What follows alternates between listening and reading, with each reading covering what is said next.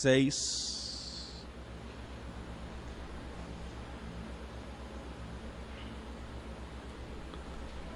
Daniel 6.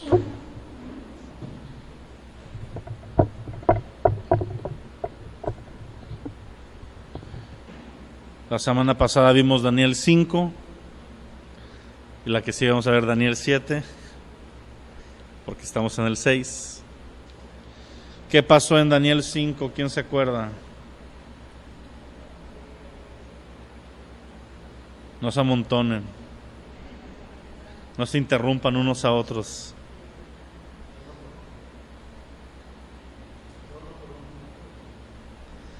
Daniel 5. Vimos cuando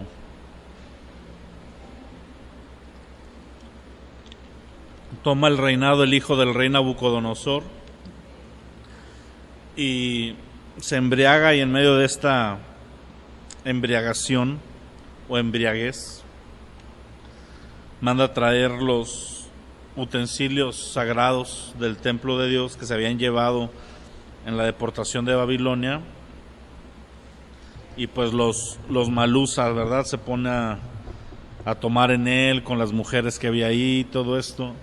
Y en medio de la fiesta y de la borrachera, una mano aparece escribiendo en la pared. Y escribe Mene Mene Tekel Uparsin, que significa: has sido pesado y no diste el peso que se esperaba de ti, y el reino será quitado de ti, ¿verdad? Y vemos que esa misma noche dice la palabra que entra el rey Darío, conquista, y bueno, es traspasado el reino. Ahí vemos ese cambio del reino de Babilonia al rey Medo-Persa. Y hoy vamos a ver la última parte de lo que yo le llamo el Daniel histórico. ¿Por qué el Daniel histórico? Porque Daniel del capítulo 1 al capítulo 6 es la primera parte del todo el libro. Acuérdate que te mencionaba muy al inicio que el libro se divide en dos partes grandes. Y la primera parte es historia, básicamente es una narrativa de Daniel. Sí vemos visiones, vemos la visión que tuvo Nabucodonosor cuando estaba dormido y que no les quiso revelar el sueño. Vimos la segunda visión que tiene, que le anuncia el Señor que va a pasar un tiempo viviendo como animal en el rocío del campo y todo eso, 7 años, 7 tiempos. Pero mayormente son historias.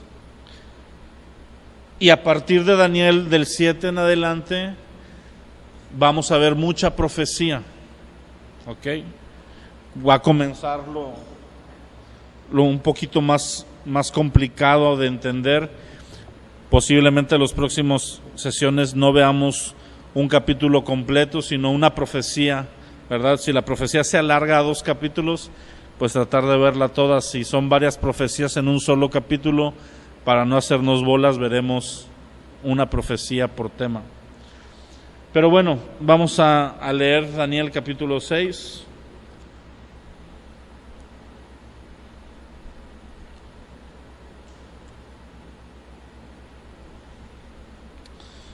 Y dice así: pareció bien a Darío constituir sobre el reino a 120 sátrapas que gobernasen en todo el reino, y sobre ellos 3 gobernadores, de los cuales Daniel era uno, a quienes estos sátrapas diesen cuenta, para que el reino fuera perjudicado. Pero Daniel mismo era superior a estos sátrapas y gobernadores, porque había en él un espíritu superior. Y el rey pensó en ponerlo sobre todo el reino. Entonces los gobernadores y sátrapas buscaban ocasión para acusar a Daniel en lo relacionado al reino, mas no podían hallar ocasión alguna o falta, porque él era fiel. Subraya esa parte, él era fiel. Fíjate lo que dice después: ningún vicio ni falta fue hallado en él. Entonces dijeron aquellos hombres: no hallaremos contra este Daniel ocasión alguna para acusarle, si no la hallamos en contra de él en relación con la ley de su Dios. Entonces estos gobernadores y sátrapas se juntaron delante del rey y le dijeron así: Rey Darío, para siempre vive. Todos los gobernantes del reino, magistrados, sátrapas, príncipes y capitanes, han acordado por consejo que promulgues un edicto real, lo confirmes, que cualquiera que en el espacio de 30 días demande petición de cualquier dios u hombre fuera de ti, oh rey, sea echado en el foso de los leones. Ahora, oh rey, confirma el edicto, fírmalo para que no pueda ser revocado conforme a la ley de Media y de Persia, la cual no puede ser abrogada. Y firmó pues el rey Darío el edicto y la prohibición. Cuando Daniel supo que el edicto había sido firmado, entró en su casa, abiertas las ventanas de su cámara que daban hacia Jerusalén, se arrodillaba 3 veces al día, oraba y daba gracias delante de su Dios, como lo solía hacer antes. Entonces se juntaron aquellos hombres y hallaron a Daniel orando y rogando en presencia de su Dios. Fueron luego ante el rey y le hablaron del edicto real. ¿No has firmado el edicto que cualquiera que en espacio de 30 días pida a cualquier dios u hombre fuera de ti, oh rey, sea echado en el foso de los leones? Y respondió el rey diciendo: verdad es, conforme a la ley de Media y Persia, la cual no puede ser abrogada. Entonces respondieron y dijeron delante del rey: Daniel, que es de los hijos cautivos de Judá, no te respeta a ti, oh rey, ni acata el edicto que confirmaste, sino que 3 veces al día hace su petición. Cuando el rey oyó el asunto, le pesó en gran manera y resolvió librar a Daniel. Hasta la puesta del sol trabajó para librarle, pero aquellos hombres rodearon al rey y le dijeron: sepas, oh rey, que la ley de Media y de Persia, que ningún edicto u ordenanza que el rey confirme puede ser abrogado. Entonces el rey mandó a traer y trajeron a Daniel y le echaron en el foso de los leones. El rey le dijo a Daniel: el Dios tuyo, a quien tú continuamente sirves, él te libre.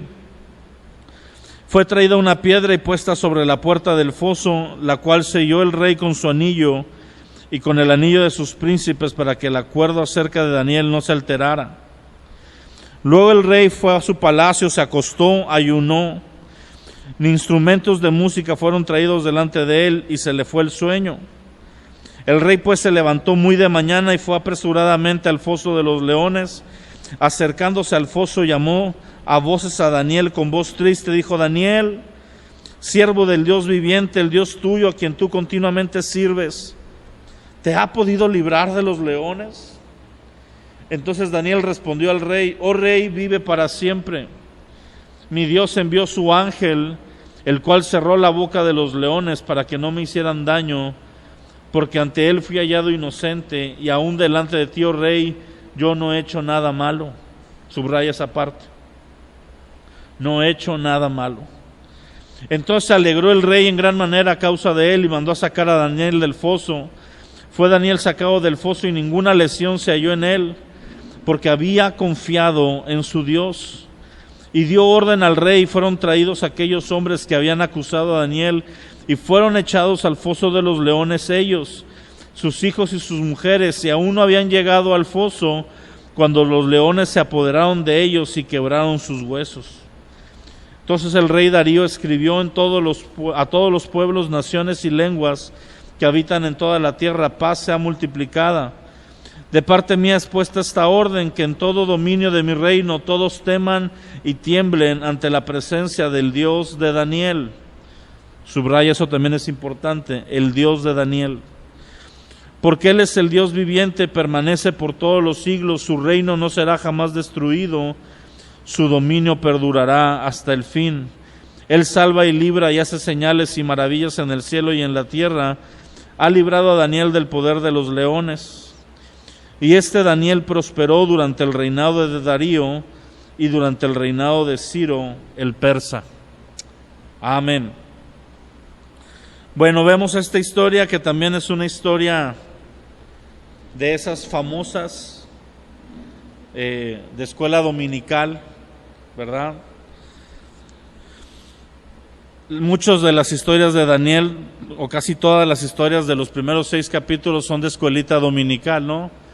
Daniel y los 3 jóvenes que apartan su corazón para guardarse, luego los 3 jóvenes contra el horno de fuego, luego Daniel, ¿verdad?, en el foso de los leones, Nabucodonosor y su locura. Son historias que se suelen contar en las escuelas dominicales y de alguna manera pues las conocemos, pero estos relatos tienen muchas frases importantes, conceptos que nos hacen entender. Si tú ves los primeros libros, los primeros 6 capítulos de Daniel, los podríamos resumir como el respaldo de Dios sobre hombres que se definen por Él. Dios respaldó a Daniel y a sus 3 amigos cuando ayunaron, cuando decidieron no contaminarse. Dios los hizo 10 veces mejores y los puso en lugares más prominentes.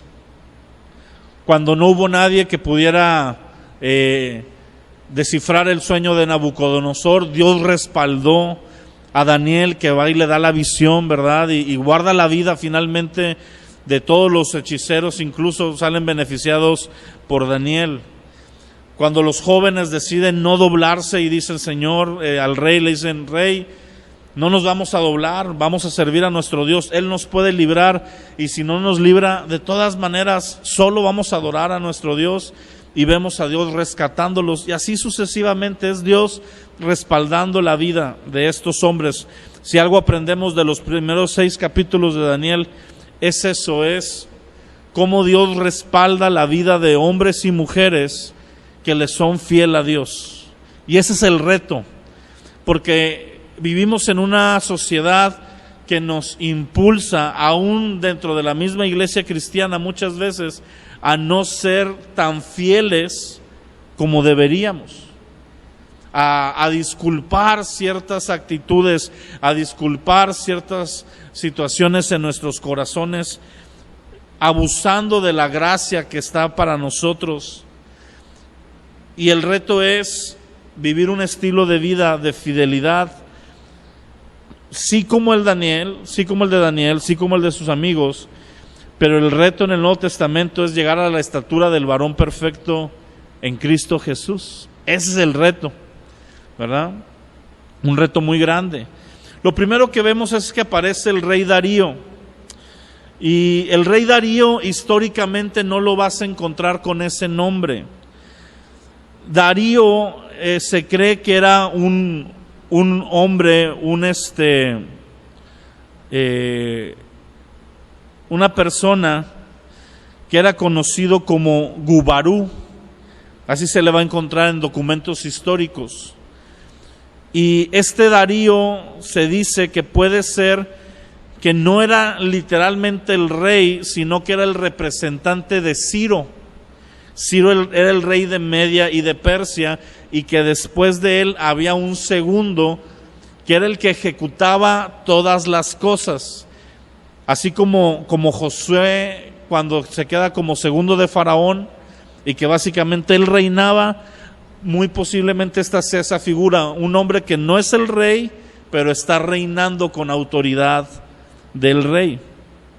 ¿Por qué? Porque no vemos a Ciro en estos cuadros.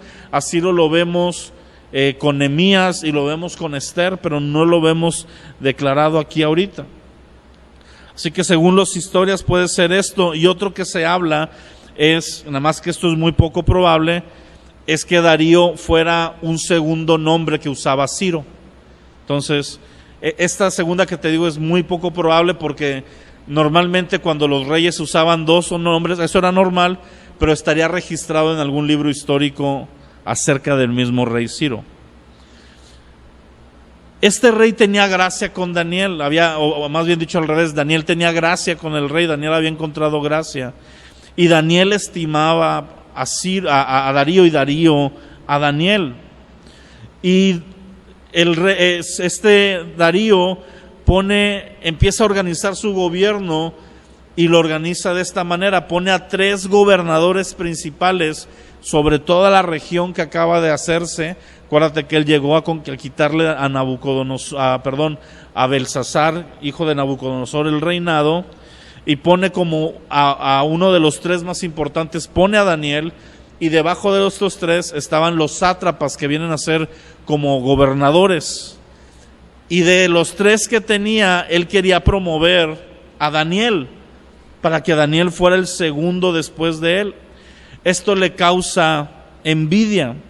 Vemos que dice la palabra que Daniel tenía un espíritu superior. Eso es interesante. Ahí la palabra espíritu no es espíritu como lo entendemos.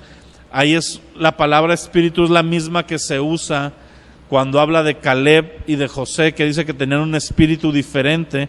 Ahí la palabra que nosotros podemos entender es más la actitud. No es una cuestión de que tenía un espíritu dentro de él. Muchos dicen, es que tenía el Espíritu Santo dentro de él. Pues recordemos que de entrada no tenía el Espíritu Santo dentro, porque eso es a partir de la cruz en adelante. Lo podía tener sobre de él, pero tampoco se refiere a eso.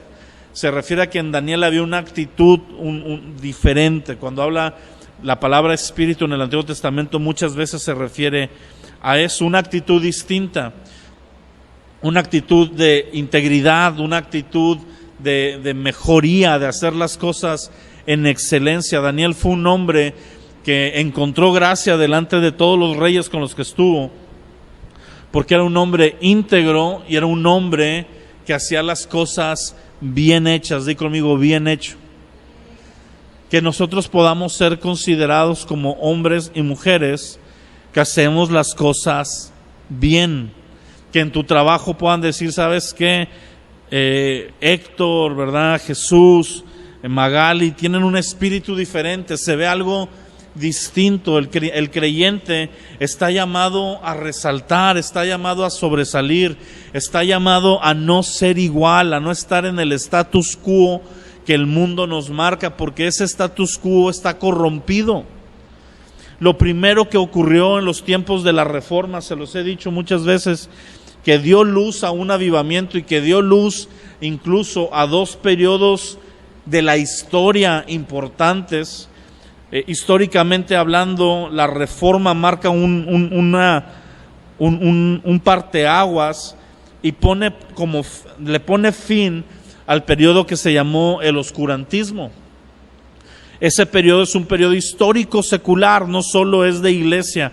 En la historia secular habla del oscurantismo, que fue el tiempo donde había la mayor perversión, después de mucho tiempo donde el cristianismo había florecido, había crecido, la misma iglesia estaba adoptando prácticas indebidas. Y pues sabemos la historia, ¿verdad? Estaban vendiendo indulgencias, estaban vendiendo la salvación para recaudar fondos para hacer lo que hoy es la capilla de San Pedro. En medio de esta recaudación de fondos, Martín Lutero y varios reformadores, pero de los más importantes, Juan Calvino, John Hus y Martín Lutero, contemporáneos, uno en Suiza, otro en Francia, otro en Alemania, empiezan a levantar la voz y a decir esto no es así, y empieza a haber una luz del Evangelio. Entra, Martín Lutero traduce el Nuevo Testamento del alemán al lenguaje, del latín al alemán, que era el lenguaje del pueblo de él, y la gente empieza a tener Biblia por primera vez y empieza a haber una transformación. Hay un avivamiento o una reforma, y lo primero que cambia es que la gente empieza a hacer sus trabajos y sus labores con excelencia. El zapatero empezaba a cuidar zapatos, a reconstruir zapatos, a arreglarlos, no como si se los estuviera trayendo alguien del pueblo, sino como si se los estuviera trayendo Jesús. Ellos decían, estoy arreglando los zapatos de Cristo. Cuando alguien encargaba una mesa al carpintero, hacía el mejor esfuerzo, buscaba la mejor madera, la tallaba de la manera más especial, no por lo que pudiera ganar de dinero, sino porque decía, mi trabajo lo estoy haciendo para Dios, aunque sirvo a estas personas, es para Dios. Y eso dio auge a un crecimiento y a una expansión, y entró por las artes. Viene la etapa del Renacimiento y después viene la etapa de la Revolución Industrial. Así que vemos un crecimiento en lo histórico cuando la gente empieza a poner a Cristo como principal. Dime, Bárbara.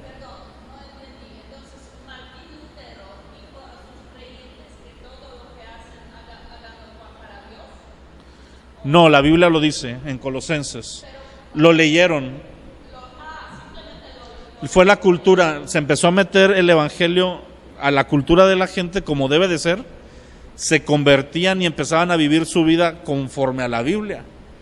Entonces empezaron a cambiar aún sus prácticas, porque muchos de ellos hacían el trabajo pues o mal hecho o normalón, nada más para salir del paso, ¿verdad?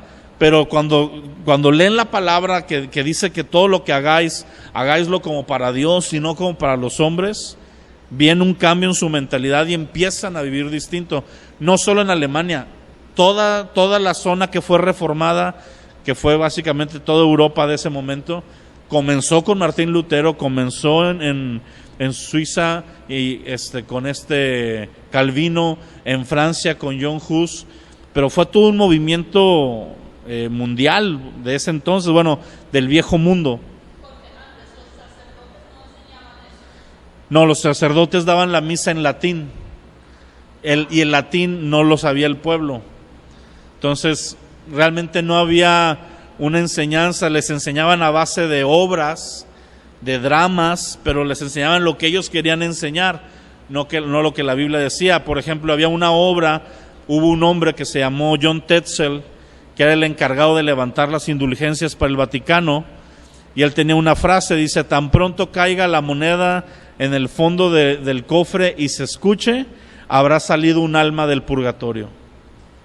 Y pues la gente empezaba a dar dinero, pero aparte hacían toda una obra donde en ese tiempo también ya estaba el concepto del infierno, un poquito que traía Dante Alighieri y todo este rollo, donde había los infiernos diferentes para cada pecador, y entonces a base de pintura y de arte aterrorizaban a la gente, y pues con eso les cobraban una lana.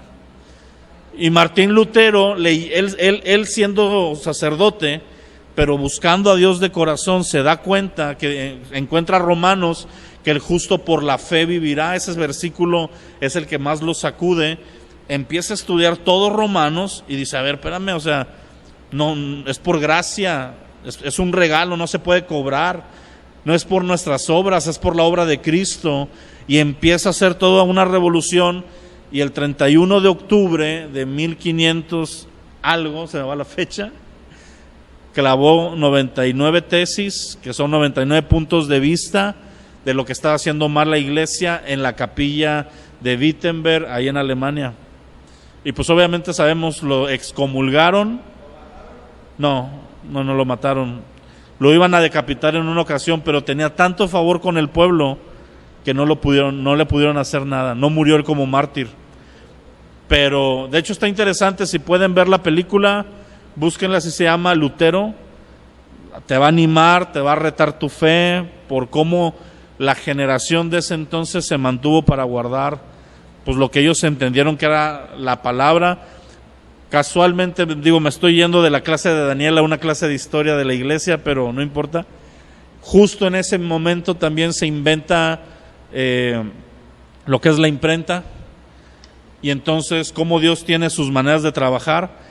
Traducen el Nuevo Testamento al alemán, y con el uso de la imprenta empiezan a darle publicidad rápidamente, porque antes era todo a mano, y empiezan a copiar literalmente las Biblias. También hubo John Wycliffe en Inglaterra, hizo lo mismo, tradujo la Biblia del latín al inglés. Calvino participó en la traducción del latín al francés, y dentro de poquito tiempo ya tenían Biblias en los idiomas que más populaban en ese entonces. Mande, Chuy.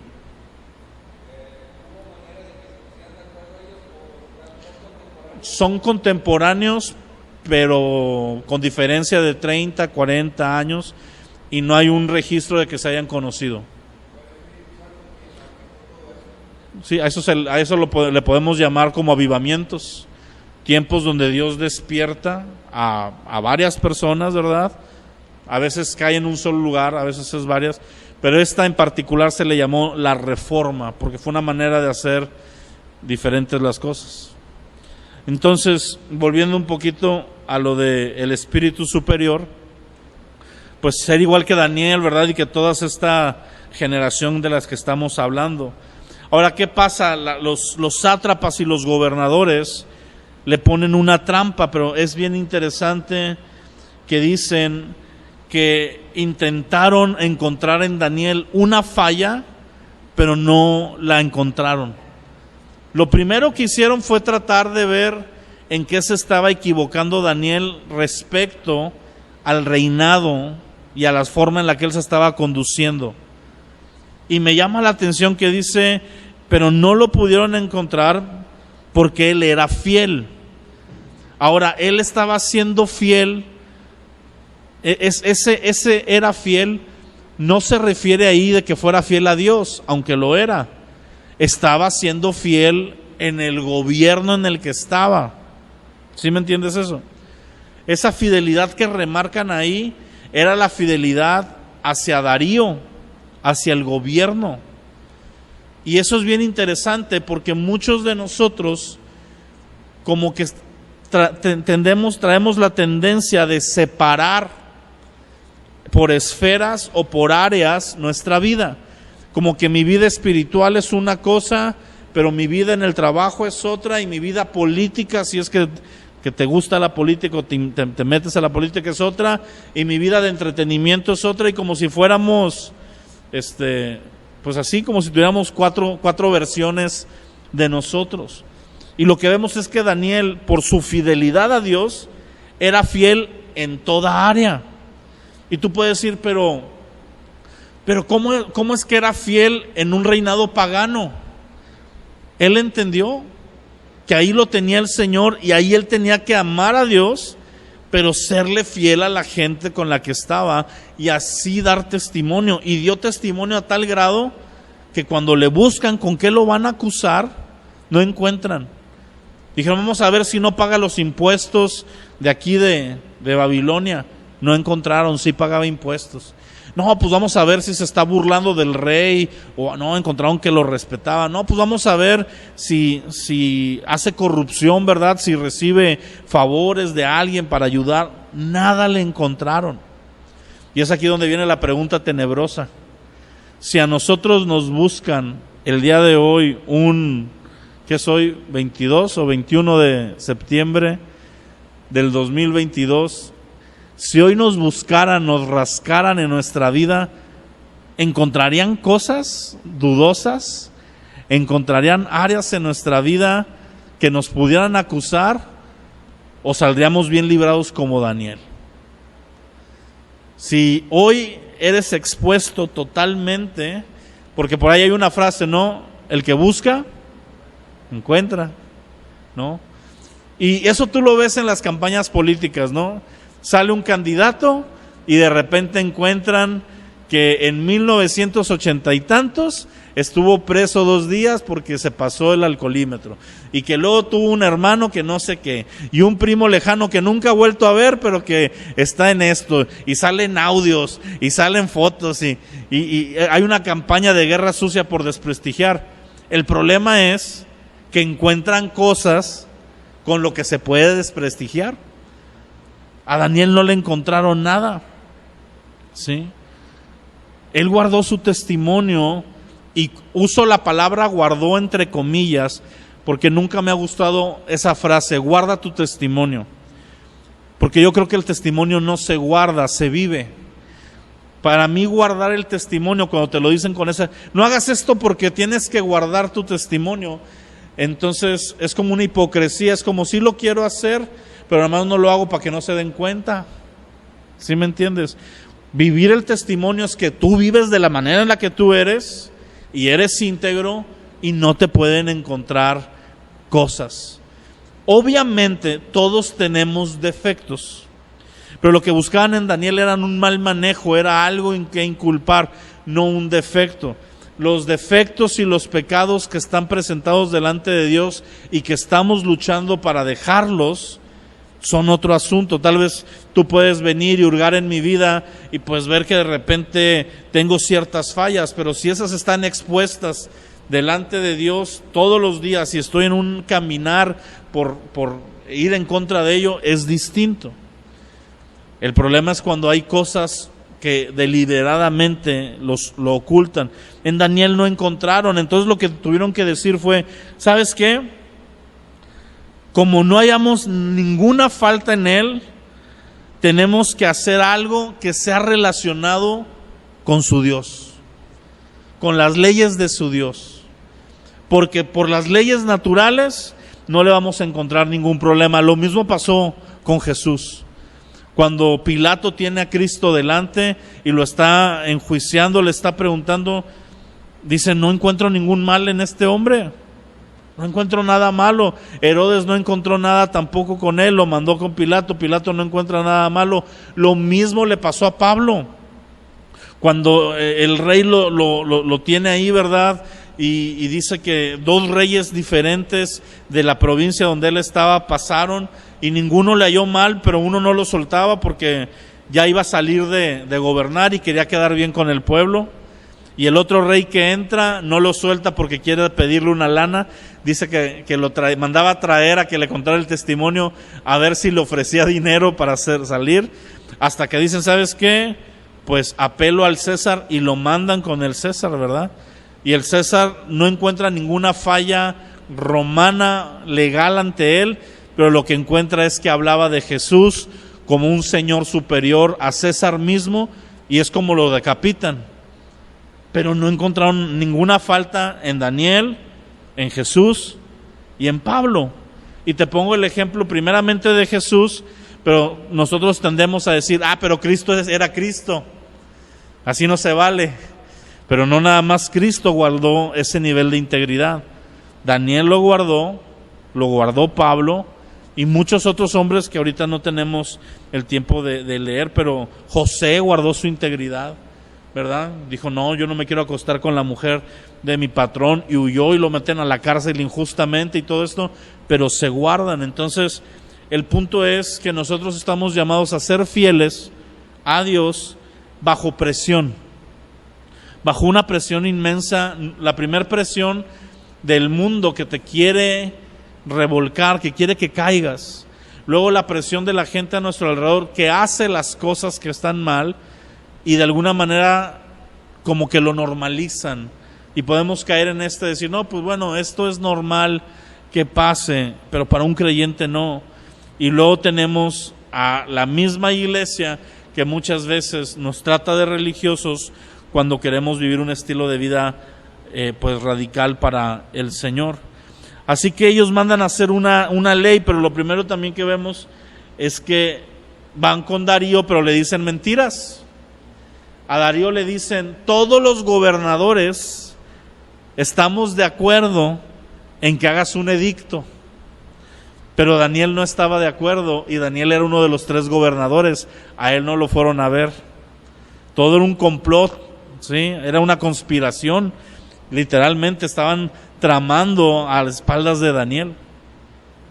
Y van, y eso refleja lo que Pablo le llama en otras partes las estratagemas de Satanás, las formas de trabajar del diablo a espaldas nuestras, como comploteando, haciendo maquinaciones, dice Pablo, o sea, una serie de planes organizados para hacernos caer.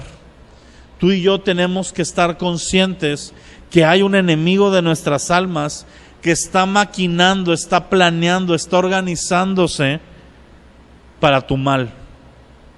Aquí la pregunta es, ¿le vamos a dar chance? Vamos a hacer, porque imagínate que Daniel hubiera tenido cosas cuestionables.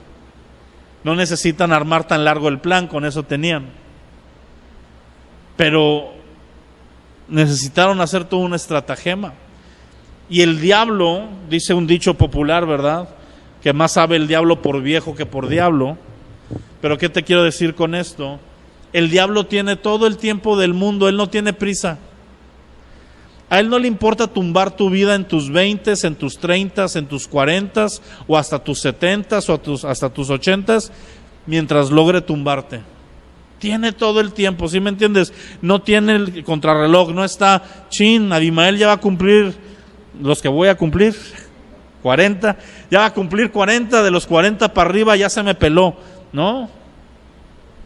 Dice, vamos por él en el 41 y si no en el 42, y lo he intentado desde los 18, ¿sí me entiendes? Y he tropezado y he caído en sus maquinaciones y me he vuelto a levantar y he vuelto a seguir, pero él busca la manera de lesionarte de tal manera que sea una lesión que te saque de la carrera. Hay lesiones que caes, te levantas, te sacudes, te limpias en la gracia y sigues adelante, pero él busca una que te pueda pegar de tal manera que te tengas que salir de la carrera. No hay que dejarlo, esa es la cuestión. Muchas veces hay un énfasis en el diablo, todo es el diablo y el diablo está en contra de nosotros.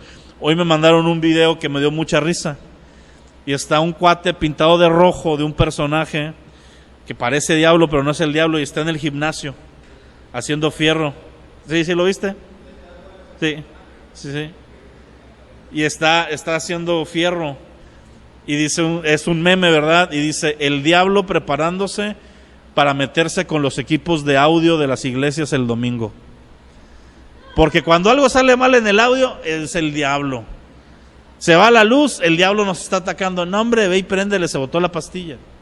¿Sí me entiendes? No, es que esto es el diablo, todo queremos que sea el diablo. Y no siempre es el diablo. Pero por otro lado, también caemos en los extremos. O tenemos diablitis aguda, o hacemos como que ni existe. Y no le tenemos miedo, no le tenemos pavor, pero sí entendemos que hay un enemigo de nuestras almas que está buscando destruirnos. Y tenemos que estar cuidándonos, tenemos que estar atentos. Dice el apóstol Pedro que el diablo anda como león rugiente buscando a quien devorar. Pues no te le pongas en el paso, ¿sí? No andes corriendo en medio. Imagínate que el león está aquí afuera suelto, pues no salgas, quédate aquí, quédate guardado. Hay que ser sabios, hay que cuidar nuestras vidas en santidad, en integridad. Daniel lo hizo y entonces tienen que armar una estratagema. Vienen con el rey, vienen con Darío, le traen el edicto y le piden que lo firme y lo selle, porque una ley decretada por el rey no puede ser echada para atrás ni por él mismo. Tenía que hacerse toda una situación. Y entonces sí, van y buscan a Daniel, ¿verdad? Y el decreto es que durante 30 días nadie puede buscar a un Dios diferente al rey Darío, nadie puede pedir nada, ni a dioses ni a hombres. Y ya sabían ellos que Daniel iba a caer por eso. Es decir, Daniel era tan cristiano que sabían que cuando le tocaran ese tema era la única forma en la que él no iba a acatar una orden. ¿Qué tan cristianos somos nosotros? Se nos puede considerar así, que la trampa que nos pongan tenga que ser por nuestra fe. Es más, vamos a llevarlo a lo normal. Tu vida de oración, ¿cómo está hoy? Si tú vivieras en ese entonces y oraras como oras hoy, ¿te meterían al foso? O a lo mejor no oras lo suficiente, a lo mejor oras cada quincena y cuando te vas a comer algo, ¿verdad? ¿Me explico? O sea, ¿cómo está tu vida devocional con Dios? Porque la de Daniel era una vida de oración constante. 3 veces al día se ponía a orar, en la mañana, en la tarde y en la noche. Y no era una ley, no era una práctica religiosa, era algo que él hacía en su tiempo personal, en su tiempo íntimo, no interfería con los asuntos del reino, pero ellos sabían que Daniel no iba a dejar de orar. Necesitamos que se levante una generación que se diga de nosotros eso: estos no van a dejar de orar. Tristemente las casas de oración tienen fluctuaciones. Un sábado tenemos bastantes, otro sábado somos 2, otro sábado somos bastantes, otro no viene nadie. Tenemos que tener una vida continua de oración personal y después de oración congregacional. Claro que que entendemos que el sábado en la mañana no determina tu vida personal, pero yo vuelvo a decir esto: si tienes tiempo y no te lo haces, entonces hay un problema. Nuestra vida de oración íntima también quien tiene que resaltar. Daniel lo hacía en lo privado, no con otras personas. Nuestra vida de comunión con Dios es eso, nuestra, ¿sí? Si tú tienes familia, si tienes hijos, si tienes pareja, puedes tomar tiempo de orar con ellos y buscar a Dios juntos, pero tiene que ser más el tiempo que tú pasas solo directamente con el Señor. Dios no tiene relaciones grupales, las tiene íntimas. Y en la forma grupal lo diseñó en la iglesia. Dios se manifiesta cuando juntos oramos, cuando 2 o 3 oran, no importa que sea en la iglesia o no, pueden ser amigos y todo, pero esas oraciones congregacionales, porque aunque no sea en la iglesia es congregacional, no pueden sustituir ni ser mayores que nuestro tiempo íntimo. ¿Sí? Daniel, su causa de maldad ante el rey fue que oraba. Entonces van y lo tuercen. Él estaba orando, abría las ventanas en dirección a Jerusalén. Eso lo hacía como un acto de adoración y de fe, y recordando aún el templo, que aunque él no estaba físicamente en el templo estaba en esa dirección. Hoy sabemos que el templo somos nosotros. No tienes que venir a orar a la iglesia, puedes orar en tu casa, puedes orar en la iglesia, puedes orar abajo de un árbol. Tú eres el templo. Lo que sí tienes que hacer es encontrar un lugar de paz donde puedas orar. Si no puedes orar en tu casa, busca otro lugar, busca salir, busca hacer esto. Yo siempre te digo, mis primeros tiempos de comunión eran en el baño. Yo me encerraba en el baño, le ponía llave y me metía a bañar como 2 horas y media. Porque eran mis tiempos de oración, ¿verdad? Y el agua no estaba como ahorita escasa, ¿verdad? No era tan inconsciente. Pero estaba ahí me metía. ¿Por qué? Porque en mi casa no hay puertas, en los cuartos no había en esos entonces. Ahorita hay una puerta que pusieron muchos años después, pero los cuartos no tenían puerta. Entonces uno estaba orando acá: Señor Padre, te pedimos, ven por las tortillas. Te sacaban del cuarto, ¿verdad? Entonces era buscar el lugar en donde tenemos que procurar una vida de oración. Ese es el llamado. Tú ves vas a ver lo que Daniel profetizó, las visiones que tuvo, todo lo que Dios le revela. No es casualidad. Ese hombre vivió una vida de ayuno y de oración desde joven, y la mantuvo a lo largo de los años. Esa es otra cosa. Mantente a lo largo de los años. ¿Sí? Que no haya sido tu espiritualidad un tiempo. Qué triste oír cuando uno dice: yo antes hacía esto, yo antes buscaba al Señor así, yo esto y aquello, y como que nos fuimos enfriando. Daniel se mantuvo en la adversidad, en fuego, durante toda su vida. Es un reto para nosotros. Así que lo traen, ¿verdad? Y lo ponen, le traen a Daniel al rey, y el rey dice: voy a buscar librarte. Y busca la manera legal de zafar a Daniel, pero como había el edicto no lo puede hacer. Pero ves el corazón del rey que está apoyando a Daniel, y le dice: mira, el Dios al que sirves, que Él te guarde. Y no se lo dice en mal plan, se lo dijo bien, se lo dice con un deseo en su corazón. Y pues lo meten y sellan la puerta con una roca y ponen un anillo para que, una marca de un anillo y un sello para que no pueda violarse esa roca, y pasa toda la noche ahí adentro. ¿Sí? Y la palabra no nos dice lo que pasó por la vida, por la mente de Daniel. Nos lo resume muy fácil, ¿no? Pasó toda la noche y el día siguiente llegó el rey. Pero yo quiero que te imagines ese momento donde te van a meter a un foso de leones, y no se dobla, no se retracta, no dice: perdónenme, no debí haberlo hecho, ya no lo vuelvo a hacer. Dice: si este es el precio por ser fiel a Dios, lo voy a pagar. Amén. Lo voy a pagar. ¿Sí? Nadie puede intervenir en quitarte tu relación con Dios. Te pueden quitar ritualismos, pero no tu relación con Dios. Hay gente ahorita que está presa, le quitaron la Biblia, no tienen acceso a la Biblia. ¿Sabes qué hacen? Cuenta la historia de tres pastores que metieron en Medio Oriente a los 3 a la cárcel, y solo uno salió. Y cuenta su testimonio y dice que lo que lo sostuvo es que ellos fueron hombres y mujeres que memorizaron porciones enteras de la Escritura y uno a otro se las narraba en la cárcel.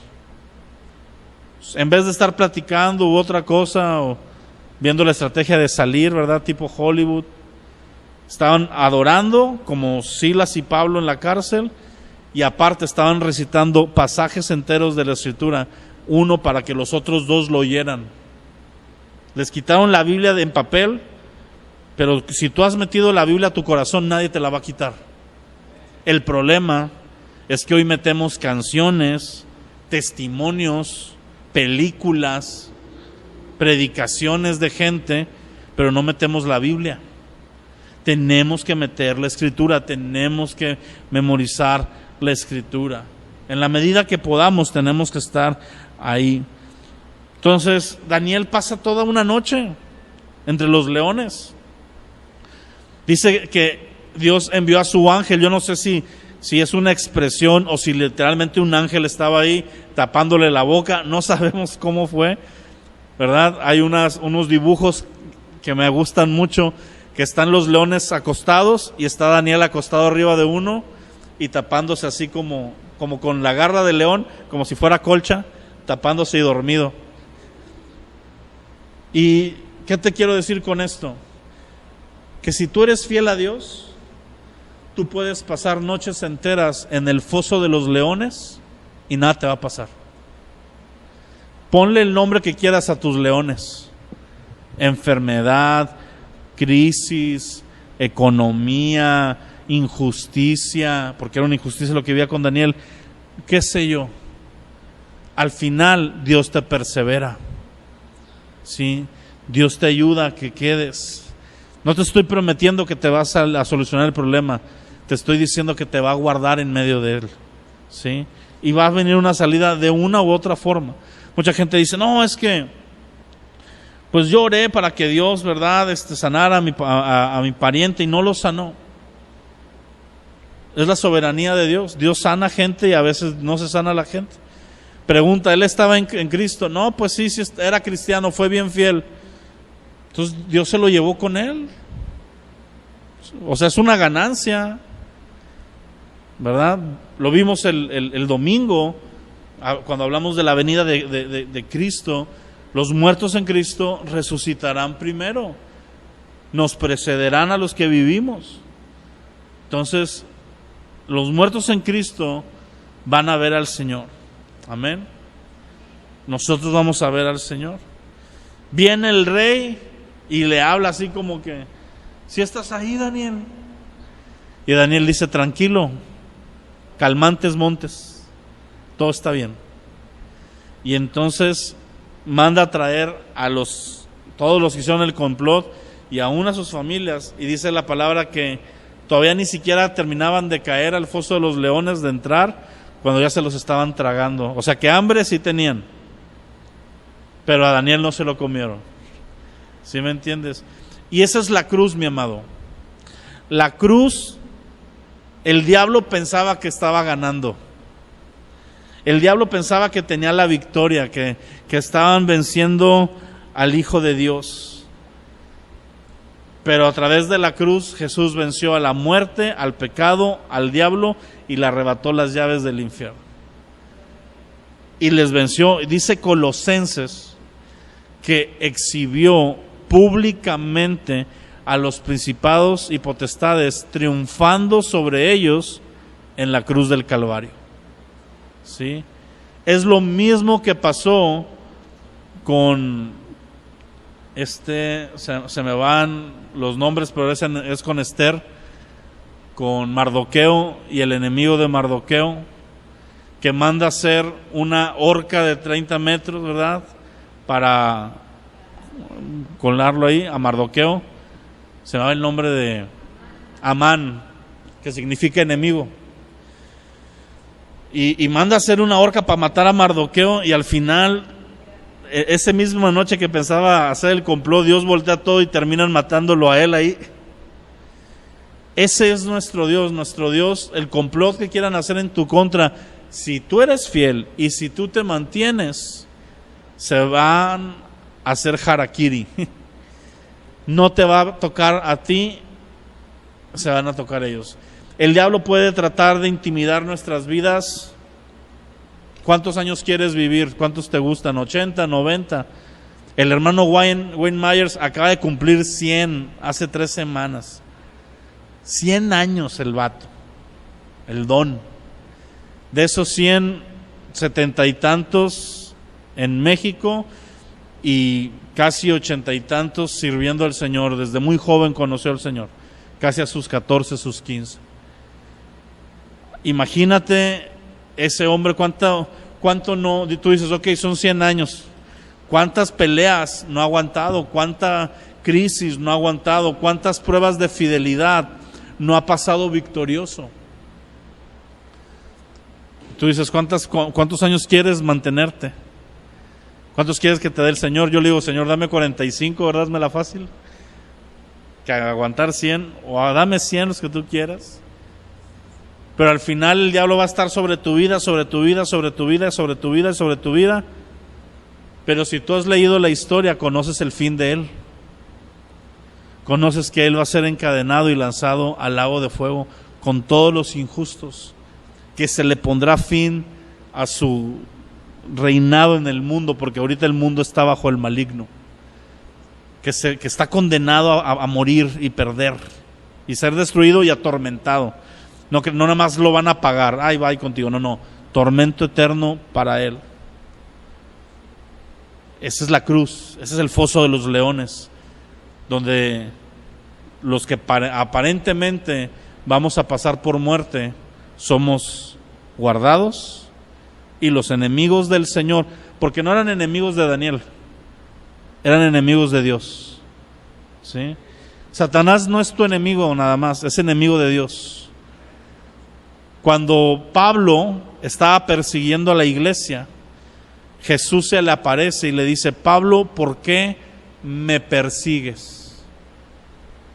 No lo estaba persiguiendo literalmente a él, estaba persiguiendo a su iglesia, pero él dice, el que se mete con mi iglesia, se mete conmigo. Es mi cuerpo, es mi esposa, es mi novia, yo no quiero que nadie la toque. Así que eso es con lo que terminamos, entender que te pueden buscar, es que tal persona me anda haciendo brujería, o tal persona me anda haciendo grilla, o no le caigo bien a tal persona. Tú vete a dormir con los leones, ¿sí? O con un edredón de tigre, aunque sea, ¿verdad? Tú tranquilo, porque el que guarda nuestra alma, él persevera. Al final Darío hace un decreto, ¿verdad? Que todas las naciones adoren, y ahí volvemos a ver esta figura del hombre que ve el milagro, pero no se convierte.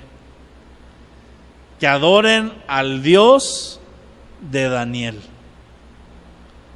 No fue suficiente para que Darío dijera, a mi Dios, porque yo ahora también lo adoro. No. Sé que es el verdadero, sé que es el que reina, y se avienta un discurso, unas frases, su reinado es eterno y durará para siempre y nadie se lo quitará. Y es una verdad, el reinado de Jesús es eterno. Sin embargo, al final dice en esa frase, pero yo no estoy bajo ese reinado. Es el Dios de Daniel, ¿sí? Tenemos que hacer a Dios nuestro Dios. Tu Dios no puede ser el Dios del pastor. O sea, sí, pero no. ¿Sí me entiendes? Porque adoramos al mismo, no adoramos a diferentes. Pero no puedes decir, es que el Dios que tiene el pastor, o el Dios que tiene mi papá, o el Dios de mi mamá, o es que mi abuelita es cristiana y ella ora por mí. No. Tú. Tiene que ser tu Dios. Dios tiene hijos, no nietos. ¿Sí? Y lo mismo tienes que instruir a tus generaciones. Tus hijos, no porque tú seas cristiano o cristiana, se van a salvar. Tú tienes que orar para que tengan ese encuentro y hacer tu parte, claro está, y luego ya le toca a ellos responder. Y hay una promesa, que si los instruyes en el principio de su camino se mantendrán, que yo y mi casa seremos salvos. De eso nos agarramos para los que tienen parientes que aún no dan el brazo a torcer. Mantente, Busca a Dios y ahora, Señor, conviértete en el Dios de ellos. Amén. ¿Alguna pregunta? ¿Comentario? A partir del próximo miércoles todos van a estar hechos bola y preguntando cosas, pero bueno. Padre, gracias te damos en esta noche ya, Señor, que podemos concluir este día estudiando tu palabra y maravillándonos con tu amor, con tu gracia. Padre, déjanos ser como Daniel, que era fiel. Forma en nosotros hombres y mujeres fieles, primeramente a ti, a tu palabra, fieles a tu corazón, pero fieles en todos los asuntos que hacemos, en nuestros trabajos, con nuestras finanzas, con nuestro trato con la gente. Déjanos ser fieles y tener un espíritu superior, una actitud distinta.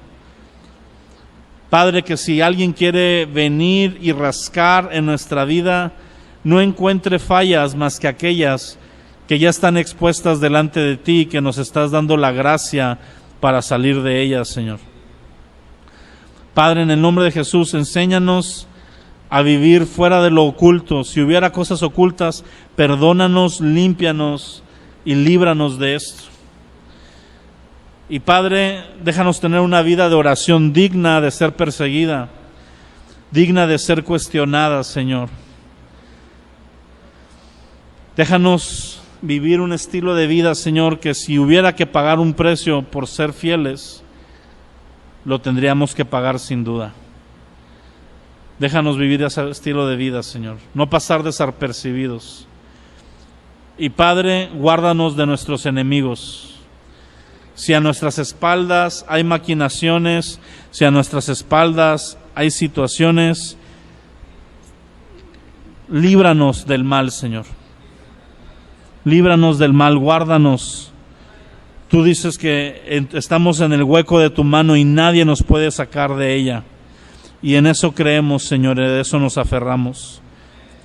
En el nombre de Cristo Jesús, danos paz para dormir en medio de los leones, en medio de los problemas y en medio de la crisis, poder dormir, poder conciliar el sueño, porque dice tu palabra, en paz me acostaré y así mismo dormiré, porque solo tú, Señor, me haces dormir confiado.